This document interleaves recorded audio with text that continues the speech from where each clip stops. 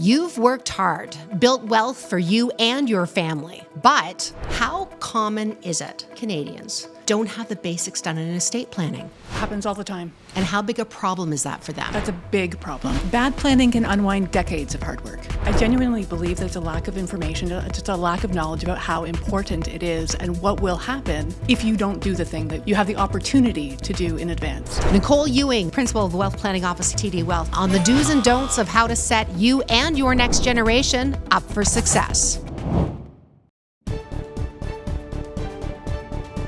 The Money Talk Podcast, brought to you by TD Wealth with Kim Parlee. Hi, Nicole. How are you? I'm great, Kim. Thanks. How are you? I'm well. I've been so looking forward to having this conversation because I think that it's one of the most important ones that many people aren't having.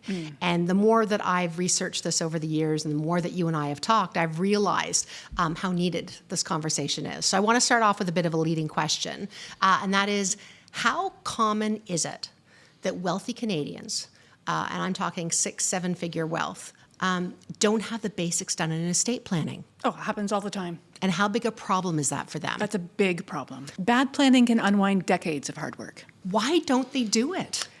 You know, in so many different situations, there can be different reasons why people don't do it, but I genuinely believe there's a lack of information, just a lack of knowledge about how important it is and what will happen if you don't do the thing that you have the opportunity to do in advance. Let me back it up one more time. And again, I'm hoping, when we had this conversation, I said, here's who I want to talk to.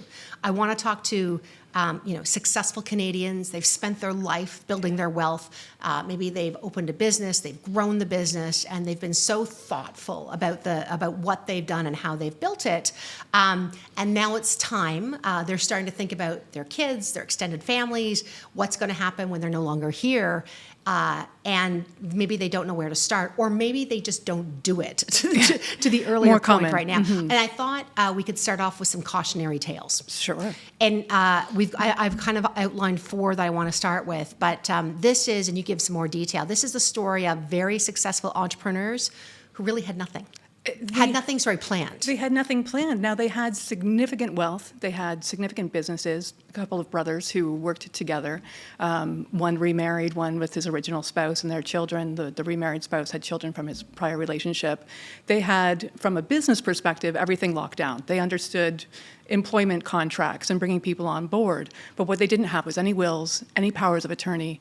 They did have a shareholders agreement in draft form, so they didn't actually ever get around to putting it into place. And so you see these people who are otherwise just incredibly successful and knowledgeable and conscientious, where there's a significant gap that could unravel all of the important things that they've done throughout their lives. Can I just, and because I want people to understand maybe the impact of not doing these things. Sure. So let's take that example. Yeah. Because I think that's probably one that came to you and got you fixed. We fixed it. Yes. We fixed it, yes. Yeah, exactly. Yes. But had it not been fixed, Yes. what happens? Well, we think just from, if one of them, for example, had an incapacity issue where they're no longer able to make decisions for themselves. And sorry, did they have kids? They did have kids. Okay, Yeah, they had so- spouses and kids. Okay. So in this situation, they're well into their 60s. So these are grown children that they had, some Yeah. in the business even. So now we're into additional complications. But if they didn't have anything in place, nobody has the ability to step into your shoes and do on your behalf what you need to do when it comes to your investment accounts, when it comes to even some of the business. If they were in charge of that at the business and they were the person that otherwise was being dealt with, there's nobody else who can step into your shoes and take care of that for you. And what does that mean, though? I kind of want to just land the plane here, because it's one thing to say that's a problem, but it means the business stops running, or what? It could mean the business stops running. It could mean that vendors no longer have anybody that they understand that they can deal with who has the authority to make decisions on their behalf. It could mean that because of the incapacity, there's now a need to access wealth. There's a need to access maybe some capital and work with an investment advisor. And that investment advisor doesn't have the ability to take instructions from anybody because nobody has the authority, unless you're going to court and you're applying for that and getting that documentation through the more complicated way of going to court. Whereas they would have had the ability to simply have a document written up with the lawyer in advance, naming somebody to act on their behalf and to step into their shoes if something were to happen to them. And what would have been the impact on their kids? Oh, gosh. Well, I mean, the business itself, the business that they had been growing for decades could have potentially started collapsing because the value of that business, think about whether or not the business can continue to run is one question. So whether or not there's anybody who can step in and start actually dealing with employees, dealing with vendors, dealing with clients, that's one issue. But then we think about, what if the decision is we need to sell this business? And who has the authority to do that? And now we're seeing that the value of that business is going to be impacted because those documents weren't in place. And the person who might be interested in buying it doesn't have anyone to deal with. The shareholders agreement that was in draft form that could have otherwise been addressing all of these issues was never documented. So the kids now, their inheritance has been potentially depleted. I'm sure there's infighting. The ones who are in the family, who are in the business, have a different concern than those who maybe have the luxury of simply worrying about dad and dad's health, but not worrying about dad's health and keeping the the health of business. the business at the same time. Yeah. And so that creates friction within the family. It creates friction in the incident of one of the brothers who had the spouse who had children from a prior relationship. Now we're thinking about, okay, so what happens to the funding there? What happens to the access to the assets? And maybe dad did want the spouse to be taken care of throughout her lifetime, but ultimately those assets to pass on to the children. And now we're in a situation where, because nothing has been put in place, it's going to be what I call the default rules, the rules of the province, the legislation that's going to apply and determine who gets what. Yep. And it's not going to be the spouse gets for their lifetime and then to the kids. It's going to be a much different calculation. And it will take a lot longer. Significantly longer, yes. Okay, so cautionary, and I think the theme that just trying to think here is that if someone spends your entire life and you and your partner spend entire life building something, Yes. it can unravel if things aren't put in place. It can unravel, and it can unravel very quickly. Yeah. Okay, so that was the first example you had. And these are real examples of people that Yes, you've dealt with yes. where you said successful entrepreneurs, built a business, nothing in place. A second one, I have a note here, it's about, I'll say unintentional consequences where there are documents in place, Yes. but maybe they're from 20 years ago or 10 years ago. And take us through that of something that happens. So I remember sitting across from this couple, and a lovely couple with children and grandchildren, and I'm reviewing their documents, and I see what would have been thought of as a boilerplate clause, just a clause that's in the back of the will that says, that defines a child, and it defined a child as being a child born within marriage. And that was very common language a number of years ago. So I think 20 years ago, if these wills were drafted, that would have been in every will that lawyer's office was putting out there. So children are children born of marriage, and I leave my assets to my children and my grandchildren. Well, the children were not born within marriage. Their children were in common law relationships and they'd had children of their own in those relationships, and that would have disinherited the children that were born outside of, quote, marriage. Yeah, and the danger in that you're saying is this was boilerplate stuff that was put in. This may not even occur to you if you were quickly reviewing the document yourself and not getting that professional advice on an ongoing basis. This is why we say, so, it's important to revisit these documents. You put them in place, but it's important to firstly work with advisors, work with those who have the expertise, but also to recognize that things change. So not only in your own life do things change, your own personal circumstances, but the law can change over time. The interpretation of things can change over time. So having somebody with the knowledge and expertise to review that and flag it as an issue, which fortunately we were able to do, because had we not done that, then potentially you have grandchildren who would not have inherited from their grandparents' estate. And the fights that ensue after that. Can you right? imagine the situation where the child who was in a married relationship and a child who was born into a common law relationship, and they're treated differently under the will? That is certainly not the grandparents' intent. Yeah. We wouldn't have wanted that to happen. And depending on relationships, I mean, we like to think that they would have been able to sort this out for themselves, that they would have been able to think, well, no, what would mom and dad really want to have happen? You can't assume that anybody's going to be giving up part of their inheritance. There may be creditors involved, there may be spouses involved. So you can't assume that people are going to figure it out. Well, that leads us to the next one. And I know this is one that you told me about where, and actually I had an example I think I shared with you before too, where I knew this person who was very successful, and they put all the documents together in place, but didn't tell anybody what they had actually written down and said, well, they'll figure it out. They'll figure it out when it's all done. And you, I know, have an example of where people ignore, I'll say, current family dynamics, and what they try and do is say, well, the document will sort that out. Sometimes in families, there's this idea that if something happens to me, the family is going to come together and they're going to figure it out in a way that they haven't been able to do with respect to anything else in the last 30 years.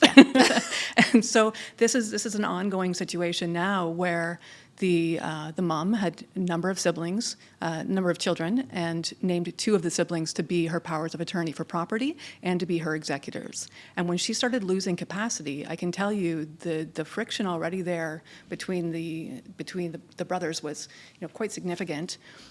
Trying to deal with the banks, trying to deal with advisors, trying to deal with the business that she was running from 2 people who hadn't spoken in the last 20 years, this is an issue. Mom has unfortunately since passed, and now we have a situation where there is court proceedings going on because there was an expectation they'd be able to sort it out. They're not going to be able to sort it out. So the estate is at a standstill. The business is not being sold. The house is not being sold. Everything is sort of frozen in place until the courts can determine. And I can tell you as well that courts don't like to interfere in these situations. So if it's a thought, well, we'll just go and we'll get a different executor, or we'll have the court decide if there's a question, or they don't like to opine on these sorts of issues. You had the opportunity to do it right, to put the documents in place, to have the conversations, and to make practical, informed decisions while you were still alive. It's not now up to a judge to come in after the fact and try to fix the family affairs. They're very reluctant to do that. Interesting. The final cautionary tale, and I should tell people, we're going to have some solutions, some ideas. But I think these are real world things that are happening. Over control.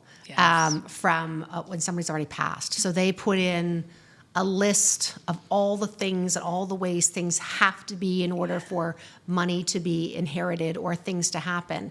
But these are not 1 or 2 things. These are pages and pages. And pages. And tell us about just kind of why, because, part of somebody would say, well, that does make sense to me, but why doesn't it? Well, I think back to very early in my career where I had the opportunity to be shadowing and working with a professional who had been in the business for decades.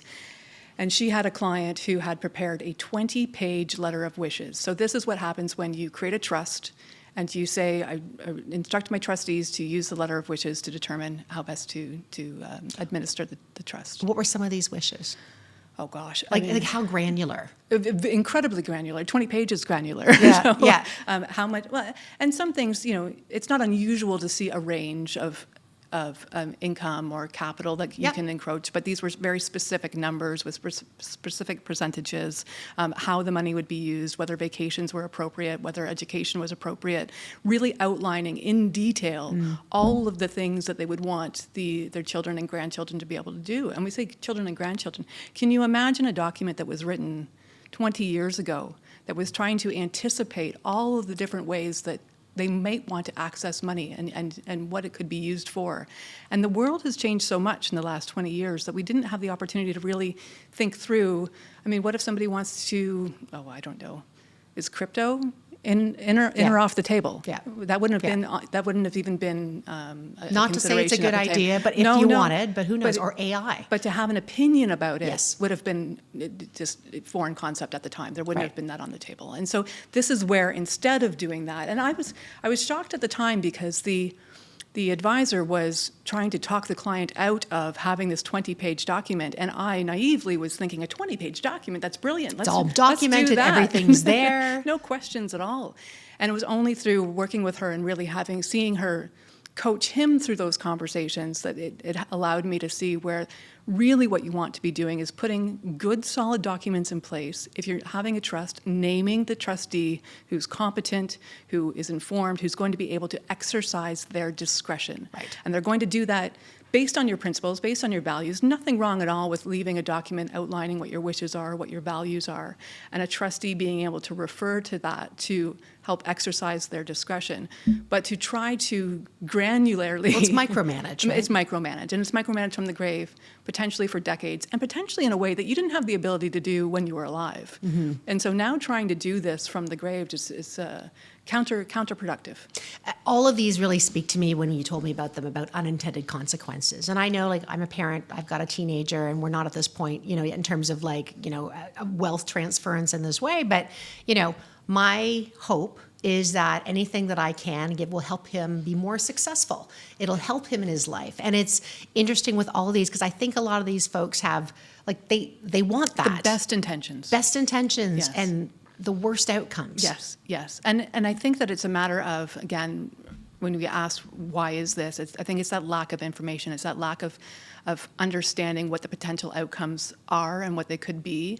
And when you work with people who have seen these sorts of issues over and over and over again, they can give you the benefit of their expertise and their advice to say, I've seen people who have been in similar situations as you, and this is what they did that worked. Yeah. And I know, obviously we talk about this, working with an advisor, working with a professional like yourself together, that's where the advisor really understands what this person's intentions What are. are your and you can bring in, goals? What are you trying to achieve in all of this? Is it truly you're trying to achieve that control from the grave, or is it that you're trying to maintain family harmony and give your children that opportunity to have the best lives possible? And those can sometimes be competing. You have, I know you talked about some patterns. I know that you've recently we're at a conference and we're talking about some of the interesting things you were hearing, and I think these are great. And the first one you talk about is low messaging and irregular gifts. And just maybe tell me what that means, like in just real world, what that looks like. This is sort of the thinking of the examples of when parents want to help their children, and they want to do that sometimes by giving them funds.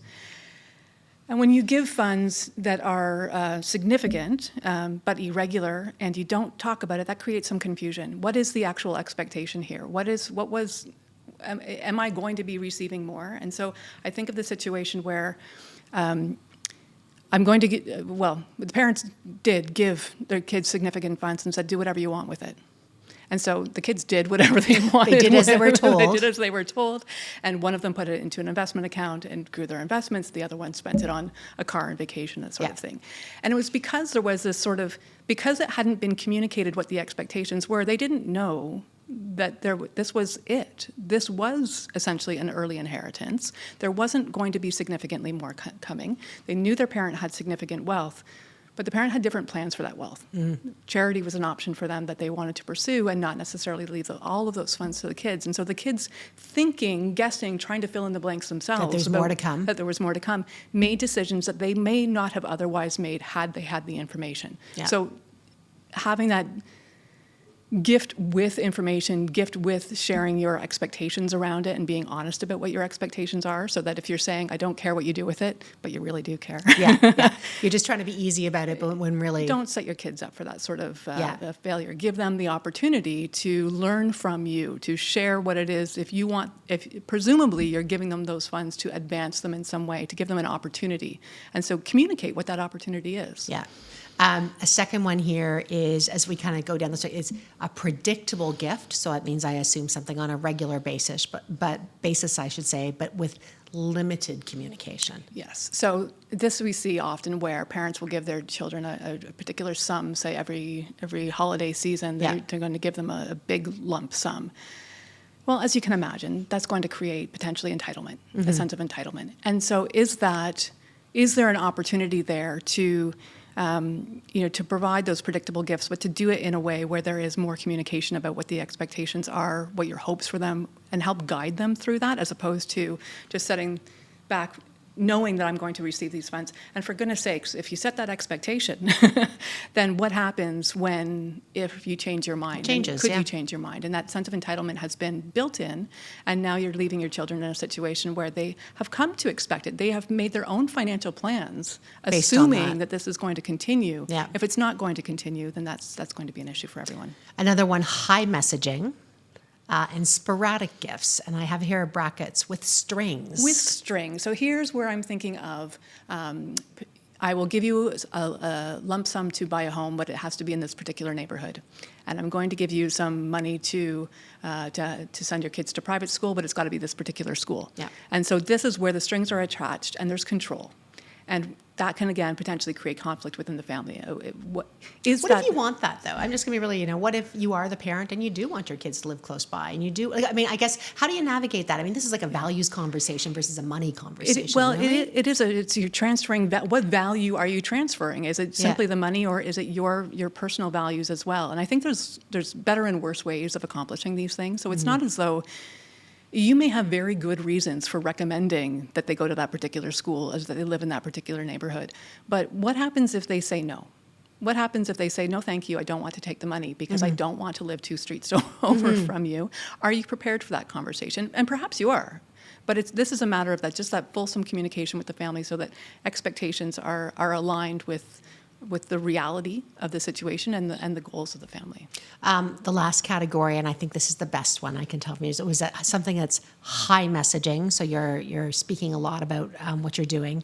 It's structured, which I assume is somewhat regular and predictable. Yeah, and this is the empowered beneficiary. This is the individual who now has the information that they need to make the best decisions for themselves. And you've also given them that gift so that they have the capital to make those decisions for themselves. But this is the preferred scenario where you're feeling enabled, empowered, can make the best decisions possible, but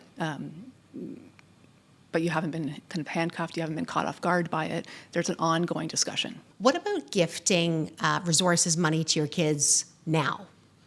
Well, depending on your resources, that may or may not make sense. But if it does make sense, thinking about how you are arming them with the information that they need to make the most of that gift. And so again, if you have expectations about that, perhaps you want to communicate those expectations. But if you have information that you can help them maximize the value of that gift, make sure that they're investing it appropriately. For example, if you are gifting them that money to be able to buy a home, maybe tell them about the FHSA, the First Home Savings Account, and how opening that account and putting the funds in this year and next can give them an opportunity to get a tax deduction that's going to be additional funds that they can then put into their home. And so arming them with the tools and information that they need to make the most of the gift. And if your expectations are something different, then it gives you the opportunity to have that conversation and see whether or not. I mean, there are folks who don't want strings attached gifts and who would rather say no thank you than to find themselves beholden to the person who gave it.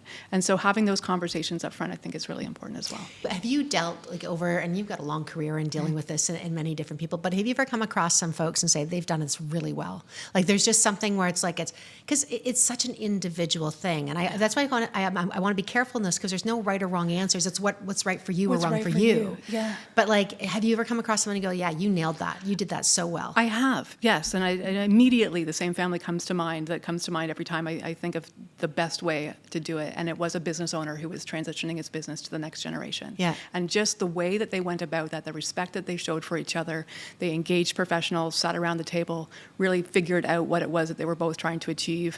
The parent took into consideration his child's goals. The child took into consideration his parents' goals. They were both working from the same set of information. And I just remember sitting there just incredibly impressed where it was a decision that was being asked to be made, an important decision about the business. And Dad turned to his son and deferred to him and said, "This is your decision to make, son. This is your call." And because they had the documents in place, there was that trust there. The son knew that when Dad says it's my call, it really is my call because I know what my share entitlement is going to be. I know how I'm going to get paid. I know what's going to happen when Dad leaves the business or if something happens to him, if he becomes incapacitated or disabled. I know what's going to happen upon Dad's passing. I don't have that fear and that concern. And just the mutual respect between them was just, it's really beautiful. Yeah. It's nice to see.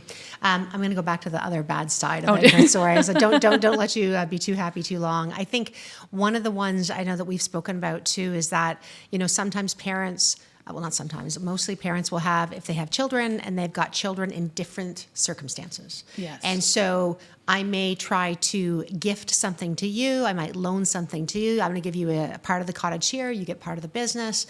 And it creates all the things that make sense for the reasons they did it when they did, but there's uneven expectations, I think. So how do you navigate that? Well, I'd say firstly, having appropriate documentation in place. So is it a loan? Is it a gift? What is going to happen? I think that navigating it is as much about understanding what's important to you and what your goals are. And sometimes we treat people differently because they're different, and their needs are different, their goals are different, and we want to support them in different ways. And money is one way of doing that, but there's other ways of doing it as well. So we don't want to put everybody into the same bucket. But I think here of a situation where within a family where you had a son who was a teacher, a daughter who was an artist, and the parent wanted to define what their entitlements were going to be based on how successful they were, and was defining success in a very narrow way, was defining it from, you will be entitled to take out of the trust an amount equal to the amount that you earn on your T4. Right? Well, that's going to be a different situation for the teacher than it's going to be for the artist who's not going to have that. And so sometimes trying to treat people the same way or with the same tool is going to create that necessary friction that we're trying to avoid. That's a hard one because, and I totally understand, and especially, if you're dealing with somebody with had some mental health issues and all the things that go with it. But, I do see almost like an intended fairness, trying to be in there in a way they're doing it and not knowing. And I feel like sometimes But fair is not equal. That's a really, well, tell me more about that. Yeah, this is one thing that within the industry we say all the time: fair is not equal, and or equal is not necessarily fair. And the way that we treat people doesn't need to be the same in order to be ensuring that you are ultimately giving each child the best that you can for them in their particular circumstances. There's going to be ways, for example, if somebody you mentioned that maybe has a mental health issue, and depending on the nature of that, perhaps they're just not going to be in a position to manage their finances. And so you set up a trust for them, and you have a trustee who's going to be able to allocate to them, give them the funds that they need when they need it, and make sure that they're taken care of throughout their lives.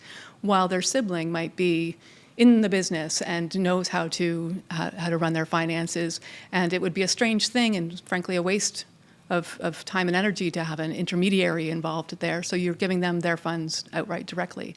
You're not treating them the same way, but you're treating them in a way that creates an equitable result, that they're both of their needs are being met, and they're both ultimately coming out the other side in the best situation that they could possibly be in, because you've given them the tools to be able to be in that. If you treated them the same, they're not going to have the same result. If you gave outright the funds to the child who can't manage those funds on their own, Clearly. you're setting them up for a failure. And if they lose those funds, then we have all the situation of the guilt and the shame that comes with an inheritance that's lost. It strikes me it's a lot about transparency. Yeah. And transparency around money is tough sometimes. Not everybody feels completely. So here's a question for you. Should parents tell their kids their net worth? Oh, good question. And my answer will be, it depends, as always. No, I think there's important reasons to do that. I think the more as transparent as you can be, the better. And there's timing for things. So there's age-appropriate, there's stage-appropriate information that you might be giving. But if you wait too long, your children might not appreciate the situation that they are in themselves. And so I think here of children who might be getting married and don't know that they are part of a trust, don't know that there's significant wealth that could ultimately be coming to them, don't realize the importance of having a prenuptial agreement or a marriage contract being put in place to ensure that everybody's expectations are aligned on that. If they're not aware of it, they can't plan around it. They can't let their spouse know, their future spouse know, look, this is what happens in my family, this is what my parents care about, and I want to have this conversation with you now so that I'm not having it with you the day before the wedding. Yeah. It can also be where, from a legal perspective, you need to have full disclosure of your financial resources when you're entering into a marriage contract. And so if you do have these entitlements through a trust, for example, that you didn't disclose when getting married, then potentially your marriage contract is not going to serve the purpose that it was intended to serve. I guess at a more basic level than that level of wealth, I'd say just a bit step down, you do see and hear about people who there are loans from parents to children, which, are loans. Are they gifts? Are they loans? Are they gifts? And does it depend on whether that's and now or 3 years from now when the marriage is breaking up? Well, that's what I was going to say. I think it's, in the intent to kind of prevent, assets moving into marital breakdown, like that happens. But my understanding, I think I've talked with you and others, is that the courts look at that pretty closely too. They do look at that. I mean, say words over deeds or deeds over words. Having a deed of trust, a deed of gift in place that outlines what it is that the intention was is critically important here, because trying to say that after the fact that it was a loan but it's known that the parents are only going to, if the only circumstance in which the parent is going to recall the loan is if there's a breakdown in the marriage, then that, I would say, is susceptible to some criticism from the courts. Yeah. You also hear sometimes, and these ones I find heartbreaking, where I think the phrase is, don't set the house on fire to keep the kids warm. Yeah. Right? Yeah. So how do you want to be generous? Well, I don't know, some people maybe, I was going to say, I'll make an assumption, but you want to, if you want to see your children succeed, but you need to take care of yourself in the process too. You do, and I think with the best intentions, I think sometimes it's simply, again, lack of information. And so getting yourself a plan in place that takes into consideration what is my net worth, what are my goals, what are my assets, what are my liabilities, what is my future retirement spending look like? Do I want to age in place? Do I want to live at home? Do I want to move into a retirement residence that could potentially be very expensive? All of those issues need to be contemplated before you're making any gifts to anybody, to really step back and do an analysis of your own financial situation and your own needs. And I have seen the situation, very unfortunate situation, where there was an early gift of funds and the father did not have the funds that he expected to have. Now, granted, there was still significant wealth that we were talking about, but it wasn't the level of wealth that he was anticipating having in his retirement. And now he was going back to the kids to see if he could get some of that wealth back from them. How'd that go? Well, not ideal. Not ideal. Also, I think, just going back to something we talked about earlier, which was the net worth conversation. Yeah. Should you tell your kids your net worth? I was even thinking, for some maybe that the people who are having the conversations with the kids may not know their net worth and also may not understand the tax implications of their death as well with their children, because if they hold significant stock portfolios and they've been holding it a long time, that has an implication as well. This is an unfortunate situation where we see where people overestimate the amount of their net worth, not taking into consideration the tax implications. And when we die, there's a deemed disposition. And so you are deemed to have sold everything that you own at fair market value. And to the extent that there is any gain on those assets, you need to pay the capital gains tax on it. Your registered accounts are fully included in your income unless they're going to a rollover basis to a spouse. But there can be significant tax consequences. And so we see here situations where I want to pass on the family cottage, and I think I have a certain amount of money in order to be able to do that, and it's not anticipated that cottage has gone up hundreds of thousands of dollars. And it's not a sheltered, may not be a sheltered principal residence. Right, exactly. We have the opportunity to potentially use the principal residence exemption, but if not, now we're finding ourselves with a tax bill to pay. And are you paying it by selling the cottage or by selling some of the other assets that you own? You mentioned non-registered accounts and having investments held there. That can also be a huge tax bill. And so whether or not you're gifting at death or gifting during life, we need to take into consideration the practical considerations about, there are going to be tax bills to pay. How am I going to pay that? And do I want to accelerate that tax bill by gifting during life, potentially having a deemed disposition at that time, or how am I going to ensure that upon death, I have anticipated that tax bill is going to become due, and that it's not up to the estate and to figure out how to pay it. And I'm sure, I'm sure, but I don't know, you tell me, are there strategies from a tax minimization standpoint that it may make more sense to gift some things during life than it does later on? I guess that would be completely individual, or maybe there's not a material difference sometimes. I'd say generally, as I'm thinking quickly on it, I don't think that there is going to be, because you're potentially accelerating the tax bill. Yeah, it's right? timing versus the maybe when the asset do you goes have the up liquidity? more. And we see this where the parent may have intended to gift a certain amount and didn't anticipate that there was going to be a tax bill associated with making that gift, and now they have to liquidate more of their portfolio in order to pay the tax bill, and now we're into this cycle of not having planned it properly. And so maybe you wouldn't have given the amount that you would have given had you known or thought about the tax bill associated with it. I want to, if I can, I want to talk about at the end just kind of like so if you're listening to all these cautionary tales and you hear some of the things that, I'll just say the watch outs, what we need to plan on. But is there anything we haven't talked about in terms of a cautionary tale, Nicole, in terms of just things that people need to be aware of? Gosh, I think that the biggest cautionary tale is simply just not taking action and waiting for the perfect scenario to be able to put things into place. And so the example that comes to mind all the time is where people don't put wills in place because they don't know who to name as the guardians of their children. Yes. All the time. Yes. And so So what do you do? You make a decision. You make a decision. Perhaps that decision is putting a will in place that doesn't name a guardian for your Right. children, because ultimately you're naming who you want to have, but they still need to go to court in any event. And so the process is going to play itself out Yeah. in any event. And so why let every other aspect of your financial and personal affairs be held up or potentially unravel because you didn't have the answer to this one question? Hopefully you can get an answer to that one question. But if you don't, get an answer to the other 99. Yeah, that's great. So if I'm listening to this then right now, and let's just say that, again, I have means, I built it, my partner and I are, we've done well, I've got, I'll say teenagers to adult kids, where do I start? What are the things I need to start thinking about? Okay, so we want to, I always sort of think of the power of attorney document as the critical core one, because Yeah. this is the one, you are living with the results. Yeah. You are living with the results of either your plan or your failure to plan.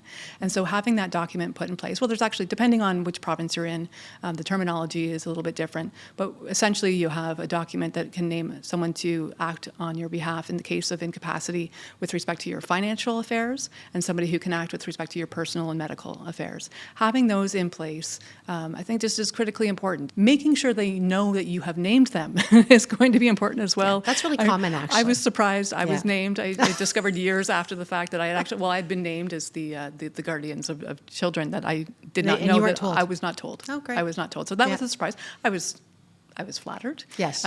But surprised. And I would have appreciated having that conversation up front, because I know that the risks of my answer being different than it was. And Yeah. so, I'd say starting with the powers of attorney, ensuring that you have, incapacity documents in place is first and foremost. Starting then with your goals about what it is you're trying to achieve, what it is that you want to have happen for your wealth and for your family. And then looking at the documents that you can put in place, but working with a professional right from the beginning in that. And professionals, so not just necessarily one person that you're speaking with. It might not just be your lawyer, but you might be speaking with, depending on the nature of the assets that you have. You may have assets in other countries. You may have. We didn't even talk about that. You may have a business. You may have family members that you want to provide for. You may have people who aren't in your family that you want to provide for. And appreciating that who we want to care for can only be done by putting these documents in place. There's almost a family and chosen family. And Yes. I really hope that this conversation just gets people started, because there's a whole lot more you have to go through and look at your own personal circumstances to figure out what works. Yeah, really getting started is the key, and there's no perfect way of doing that, and you might stumble a little bit through it. So bottom line, wealth transfer or and setting your kids up for success is not just about the documents, although you have to start with the documents. It's about conversations.